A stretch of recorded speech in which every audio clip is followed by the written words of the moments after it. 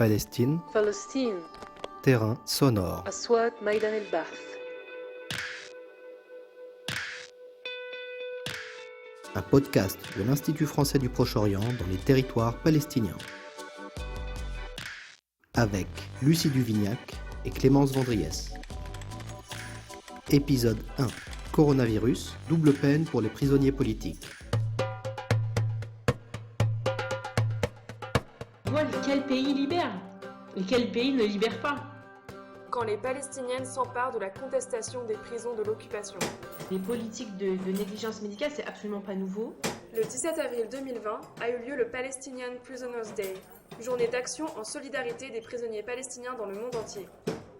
À quoi cela a-t-il pu ressembler en temps de pandémie? Les visites des familles qui ont une visite par mois, elles ont tout de suite été suspendues. Depuis le début de la crise du coronavirus, les prisons sont devenues des points de contestation majeurs à l'échelle mondiale. Mutinerie en Jordanie, surpopulation en Iran, absence de mise en place de règles sanitaires adaptées en Israël-Palestine. Plus précisément, la négligence de la santé des 5000 prisonniers politiques palestiniens en Israël. Quand ils avaient le droit d'aller voir le médecin de la prison, ils recevaient une ordonnance de paracétamol. Pour tout, cancer, diabète, tout ce que tu veux. Pour comprendre les conditions de détention des prisonniers et des prisonnières, mais aussi pour discuter des mobilisations politiques qui défendent leurs droits fondamentaux, nous accueillons aujourd'hui Flora Youssef, doctorante en sociologie associée à l'IFPO Jérusalem. Bonjour Flora. Bonjour. Est-ce qu'on peut se tutoyer? Oui, on peut. Tu es née où et quand?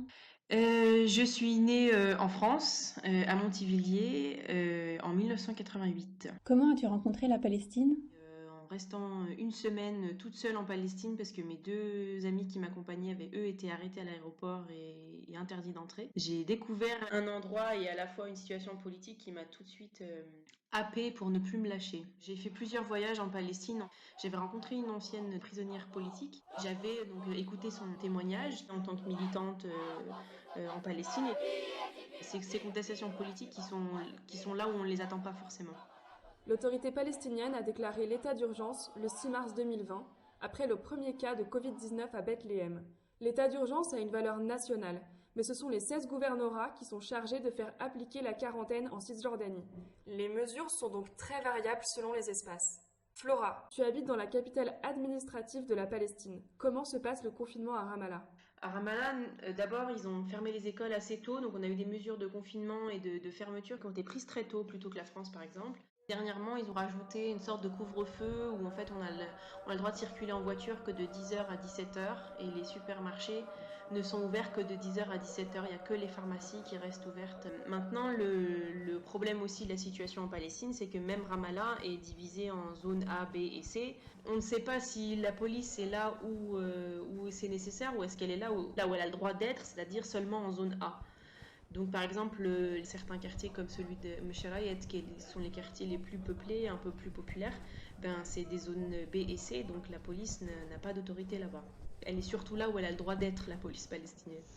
Tout ce qui est centre-ville, où c'est très contrôlé, déjà ils demandent d'avoir un masque, et puis ils arrêtent les voitures et ils demandent qu'est-ce qu'on va faire, et ils autorisent que pour se rendre chez le médecin. Alors en centre-ville, il y a beaucoup de police. Après, dans les quartiers, beaucoup moins. Alors il y a eu un cas, le coiffeur a ouvert, il a coiffé la moitié du village, et alors qu'il y avait des cas de coronavirus dans le village.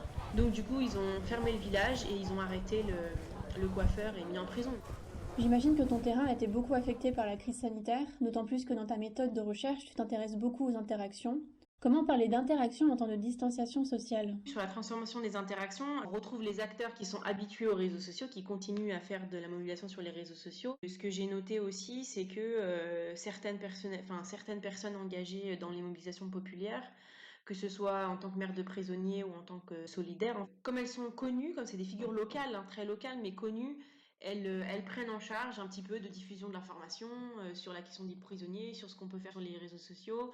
Je suis un certain nombre de personnes sur ce qu'elles publient sur Facebook parce que j'ai bien vu que les réseaux sociaux étaient pour certaines d'entre elles aussi un espace d'expression politique où elles disaient plus de choses que dans les mobilisations populaires où elles n'avaient pas de rôle officiel à jouer. C'est à la fois des points, des nœuds en fait d'informations. C'est très compliqué d'avoir des informations sur les prisons et de l'intérieur des prisons, donc du coup ça passe beaucoup par les proches et les mamans notamment. Aujourd'hui, selon les chiffres de l'association Adamir, Israël détient 5000 prisonniers politiques, dont 43 femmes. Il serait 700 à avoir des problèmes de santé, dont 300 avec des maladies chroniques. Pourquoi les prisonniers palestiniens sont une population particulièrement vulnérable face à la pandémie ? Alors, les prisonniers palestiniens, comme les prisonniers, comme vous l'avez cité au début, dans la plupart des prisons dans le monde, c'est impossible de respecter les mesures de confinement, c'est impossible de respecter les mesures de distanciation sociale. Et puis, les prisonniers palestiniens sont les premiers à subir les mesures répressives qui sont mises en place avec ce confinement et les derniers à bénéficier s'il y a des mesures de soutien qui pourraient être mises en place dans ces moments-là. Depuis les années 50-60 où le système carcéral en Palestine, contrôlé par les Israéliens, s'est mis en place, il y a un refus d'accès aux soins médicaux qui est systématique. Donc encore plus dans une situation de crise sanitaire, ils sont complètement démunis. C'est-à-dire qu'il n'y a rien, il n'y a ni masque, ni gel. La négligence médicale qui est organisée par l'administration pénitentiaire israélienne, les prisonniers rigolaient, font un peu d'humour là-dessus, mais en gros, le seul médicament auquel ils ont accès, c'est le paracétamol.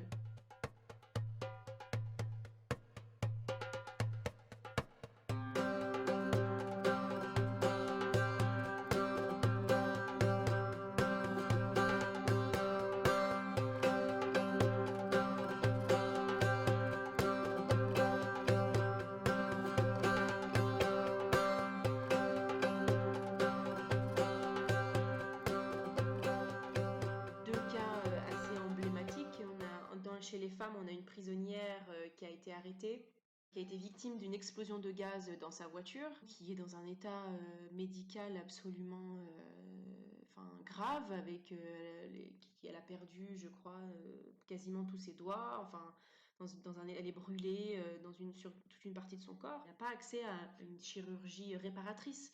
Et ça c'est la dernière en date. Et moi, dans les entretiens que j'ai souvent fait, c'était systématique. Une prisonnière politique enfermée dans les années 70 qui avait perdu un œil, qui avait subi une explosion, emprisonnée. Elle a perdu son œil du fait des négligences, de négligence de non-accès. De toute façon, il n'y a aucun accès pour les prisonniers à un système, aucun. Il y a un militant palestinien âgé, qui est malade du cœur, qui a subi des opérations, qui a été arrêté, je crois, il y a quelques semaines, donc en pleine pandémie, alors qu'il est malade, il est en détention administrative. Dès le début de la crise, les prisonniers ont dénoncé un rationnement sur les produits sanitaires. Oui, il y a un rationnement et même sur la nourriture. Il y a eu aussi de moins en moins de nourriture qui est distribuée. Comment l'administration carcérale justifie ce rationnement alors qu'il n'y a pas de problème d'approvisionnement en Israël en ce moment ? Il ne faut jamais perdre de vue que le système israélien sert la répression politique. Dans les moments de crise comme ça, ou de faiblesse ou de vulnérabilité particulière des prisonniers, ça va être le moment pour l'administration d'avancer, de faire reculer en tout cas le mouvement de contestation des prisons de l'intérieur, parce que la qualité de la nourriture, ça a été aussi un long combat des prisonniers. Le fait de pouvoir cuisiner leur propre nourriture, c'est-à-dire que de recevoir les aliments mais de les cuisiner eux-mêmes, ça a été une bataille politique pour les prisonniers de l'intérieur des prisons. Notamment, ça participait à l'idée de dire qu'ils sont des prisonniers politiques, ils ne sont pas des prisonniers de droit commun. Ils doivent pouvoir avoir accès à certains droits particuliers pour les prisonniers politiques. C'est un droit en plus qui avait été gagné qu'on leur enlève. La dénonciation des conditions de vie dans les prisons sont d'autant plus importantes en ce moment en temps de pandémie. Quelles mesures concrètes demandent les militants à l'autorité pénitentiaire israélienne ? D'abord, avant tout, c'est la libération de tous les prisonniers, parce qu'il faut toujours rappeler qu'on est dans un système d'une répression politique qui ne respecte pas le droit international, mais plus que ça, qui est pour la contestation politique palestinienne complètement illégitime. C'est un système qui ne repose pas sur un code juridique légal, et c'est un système qui est fondé pour contrôler et réprimer la population palestinienne et l'empêcher d'accéder à l'indépendance, à la libération. C'est pas un système carcéral normal entre guillemets, même si est-ce qu'un système carcéral est quelque chose de normal, je ne sais pas. En tout cas, on est vraiment dans un cas un peu particulier. Donc les associations continuent à demander la libération de tous les prisonniers palestiniens, parce qu'ils sont tous illégitimement enfermés. Avec ensuite, j'avais lu là, les déclarations d'Adamir, l'association de soutien aux prisonniers, des libérations des prisonniers en détention administrative, parce que c'est aussi eux qui vont être, à mon avis, les plus vulnérables face à la pandémie. La détention administrative, c'est la possibilité pour Israël d'arrêter des Palestiniens, de les détenir dans les centres de détention qui sont différents des prisons. Donc il y a à la fois les centres d'interrogation et les centres de détention, et qui les retient 6 mois, renouvelables à tout jamais. Enfin, ils peuvent les renouveler autant de fois qu'ils veulent. Donc c'est en dehors de toute réglementation internationale. Ces prisonniers-là qui sont en détention administrative, ils vont être encore plus que les autres, parce que les autres le sont aussi, mais ils vont être encore plus que les autres sujets au transfert d'un endroit à un autre, au temps d'interrogation, en présence de personnes qui viennent de l'extérieur, les interrogateurs, les agents du renseignement israéliens, etc. Ils sont en plus dans des conditions de détention encore pires que les autres. Est-ce que le rassemblement hebdomadaire devant les locaux de la Croix-Rouge à Ramallah a toujours lieu ? Du coup, il a été suspendu, forcément. Alors, il y a juste ce qu'ils font, en fait, chaque semaine, c'est que en gros, les leaders de ce rassemblement, c'est-à-dire le président du club des prisonniers, le ministre du ministère des prisonniers, celui qui est en gros représentant du Fatah pour la région, enfin, sur la question des prisonniers pour Ramallah, et peut-être 1 ou 2 personnes maximum, ils vont au local de la Croix-Rouge avec une banderole et ils font un petit discours comme ça chaque semaine. Et ce qui change le plus, c'est qu'il n'y a plus de possibilité de faire des mobilisations populaires à l'extérieur. Et puis ils ont des masques, ils ont des gants, enfin voilà, alors que quand tu fais un rassemblement, c'est difficile de contrôler que tout le monde va venir avec un masque et des gants. Pour les événements ponctuels autour des campagnes de libération des prisonniers, il y a déjà eu plusieurs prisonniers depuis le début du mois de mars qui ont été libérés. C'est le plus, je pense, difficile à vivre dans cette période. C'est-à-dire que les fêtes de libération sont des moments très importants humainement, mais aussi politiquement pour la libération des prisonniers, et que du coup là, elles sont impossibles. Celles que j'ai vues circuler, parce que c'est aussi systématiquement, elles sont filmées. Surtout quand c'est des prisonniers qui sortent de prison depuis longtemps, donc celui qui avait passé 18 ans et qui est sorti et qui du coup peut même pas prendre dans ses bras les gens. Je crois qu'il y a eu 1 ou 2 personnes qui ont quand même, je crois, la maman ou le papa qui ne peuvent pas s'empêcher de le faire. On imagine ne pas avoir vu son fils pendant 18 ans quand il sort de prison, mais du coup ils essaient de le tourner selon l'humour. Voilà, ils se tapent avec le pied ou avec les coudes et tout. On retrouve en fait ce dont je vous parlais plus tôt, notamment ces mamans là, certaines des mamans qui sont des figures locales, des activistes locaux, devenus des activistes locaux sur cette question-là, qui font ce travail-là de prévenir à l'avance. Donc elles se font les relais. Il faut savoir qu'il y a une seule prison aujourd'hui sur les 18 centres de détention qui a autorisé les téléphones et les appels avec la famille. Tous les autres, s'il y a des appels, et il y en a, mais c'est des téléphones qui sont rentrés clandestinement. Quand un prisonnier appelle une maman, il est rarement seul parce qu'il fait passer les infos des autres prisonniers à sa maman, parce qu'elle va pouvoir appeler les autres mamans. Ou alors elle arrive à faire des transferts, vous savez, maintenant avec les portables et tout, elle arrive à faire des conversations groupées. Elles sont encore des points névralgiques de la diffusion de l'information et des réseaux de solidarité informels, et elles continuent à faire ce travail-là. Et donc du coup, il y en avait une des mamans que je suis qui faisait des déclarations sur Facebook en expliquant, voilà, ce prisonnier-là, c'est lui-même qui a demandé à ce qu'il n'y ait pas de célébration, à ce que les gens ne viennent pas l'accueillir quand il sort de prison, on fera la fête plus tard. On a eu les cas de prisonniers, alors ça c'était plutôt des prisonniers qui n'avaient pas passé beaucoup de temps en prison, mais qui du coup eux demandaient à être mis en quarantaine. Ils attendaient au checkpoint que l'autorité palestinienne vienne les mettre en quarantaine, parce qu'ils savaient qu'ils avaient été en contact potentiellement avec des prisonniers déjà malades.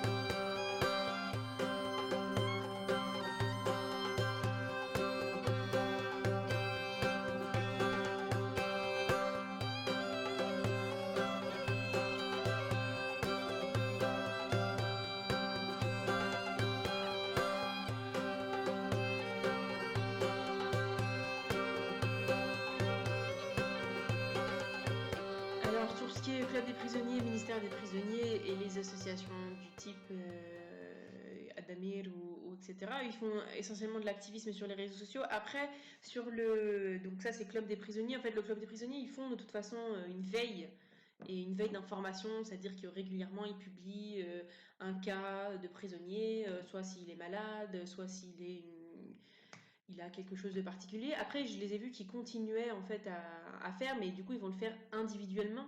C'est-à-dire que souvent ce que fait le Club des prisonniers, mais pas que eux aussi, c'est-à-dire que si on a le proche d'un prisonnier qui meurt par exemple, et ben, en son nom, le Club des prisonniers va rencontrer la famille pour lui présenter ses condoléances. Donc ça ils le font, mais ils le font à une personne. Mais j'ai vu qu'ils continuaient il y avait qu'une personne se déplaçait. Et sur les associations locales d'anciennes prisonnières, non, enfin c'est essentiellement en stand-by leurs activités, mais tout ce qui était de l'ordre de la solidarité informelle, qui est de l'ordre voilà, du soutien, de se rendre visite, j'ai vu qu'il y avait vraiment très très peu de personnes qui continuent à faire ça, et sinon c'est de l'activisme sur les réseaux sociaux. On a parlé de la société civile et des associations. Quelle est la place de l'État palestinien dans cette mobilisation ? L'État palestinien, il est essentiellement représenté à travers l'action du ministère des prisonniers palestiniens. Alors le ministère des prisonniers palestiniens, il est beaucoup plus impliqué en fait dans les activités à la fois de réinsertion des prisonniers et de soutien financier aux prisonniers et à sa famille pendant l'emprisonnement. L'énorme partie de son travail, c'est ça, plus que les mobilisations populaires. Le ministre est très souvent présent dans les mobilisations populaires, mais c'est pas directement le ministère qui les organise. Parce que son rôle à lui, ce sera peut-être plus d'être sur la table des négociations, même si il y en a pas, il y a peu de fronts de négociation qui sont ouverts avec les autorités. Les mobilisations qu'on vient d'évoquer ensemble sont des revendications pour améliorer le sort des prisonniers politiques, mais aussi, selon toi, Flora, des pratiques de micro-résistance quotidienne dans un espace public marqué par des pouvoirs autoritaires. Est-ce que tu peux nous donner un exemple de cette micro-résistance féminine ?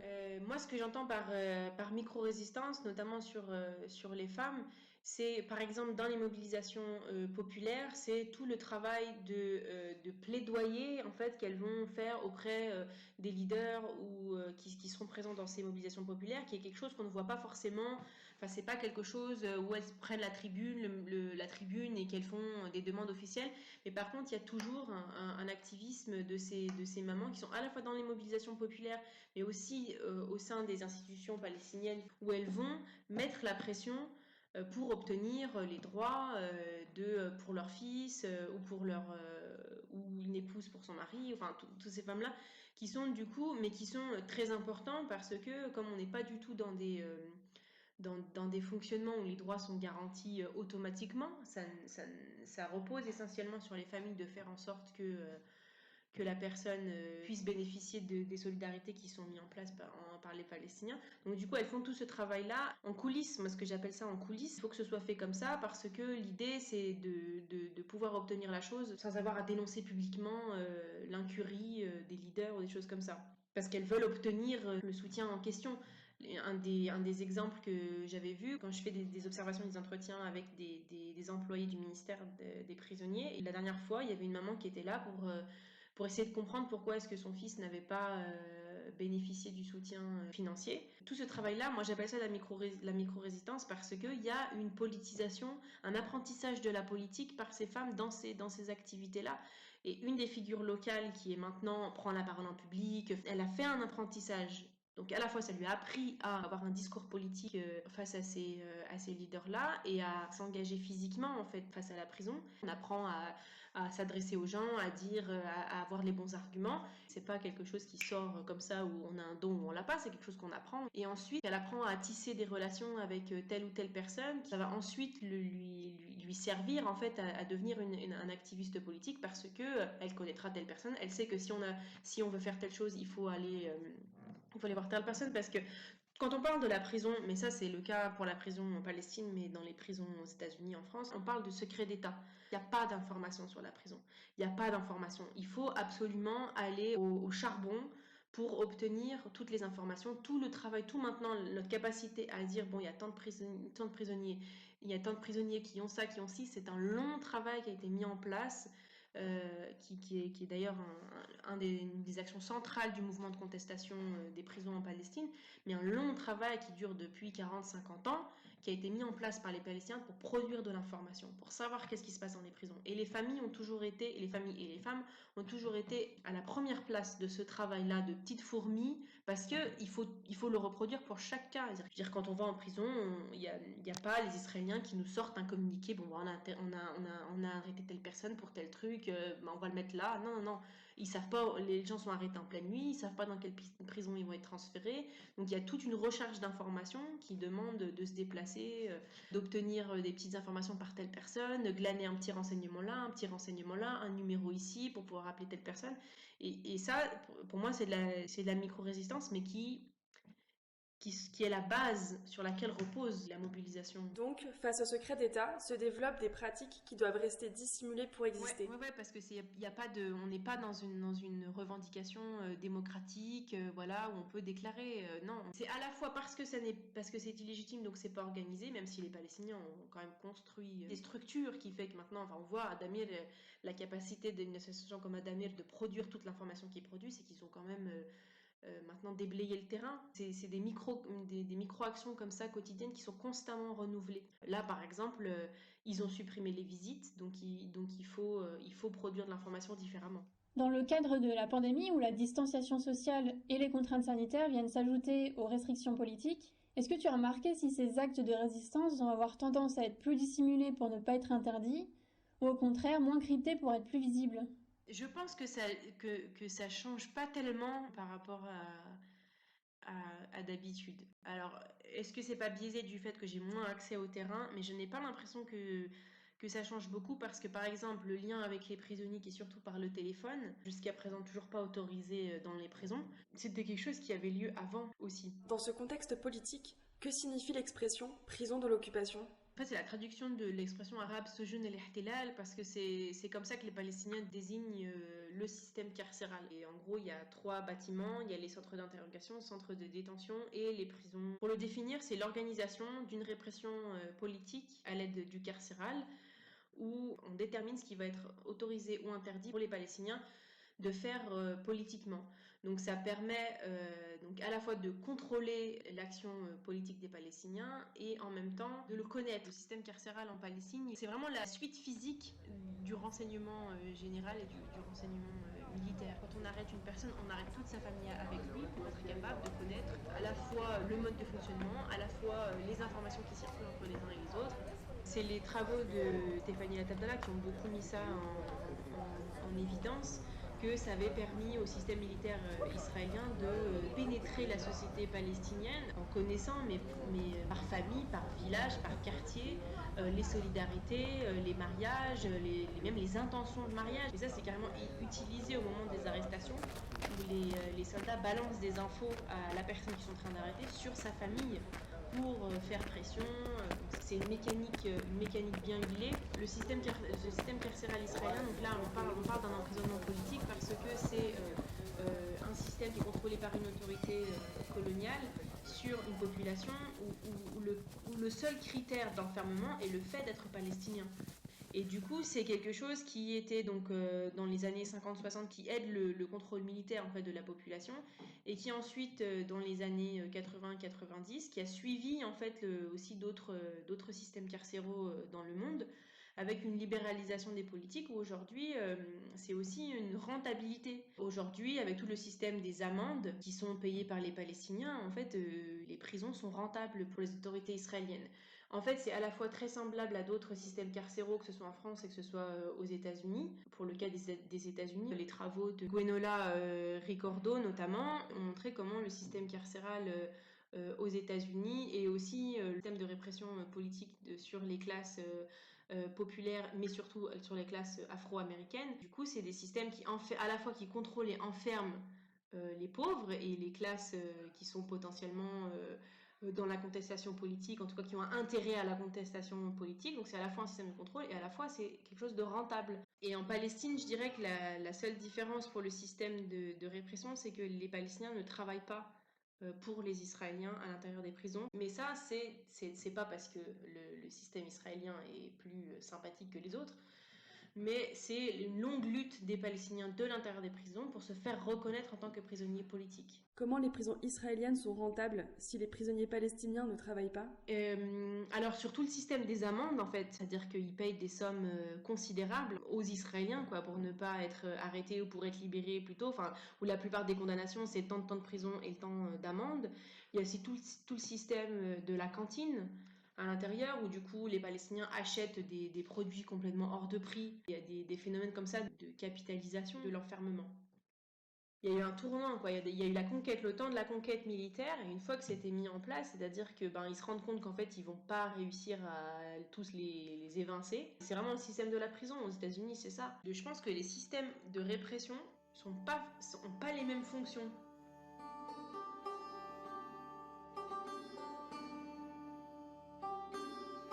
On s'est dit merci de l'enregistrement. Bonne journée! Merci, à vous aussi.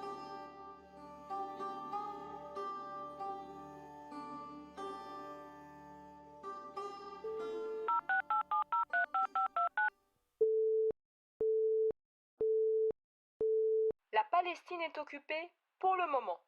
Veuillez laisser votre message après le bip sonore.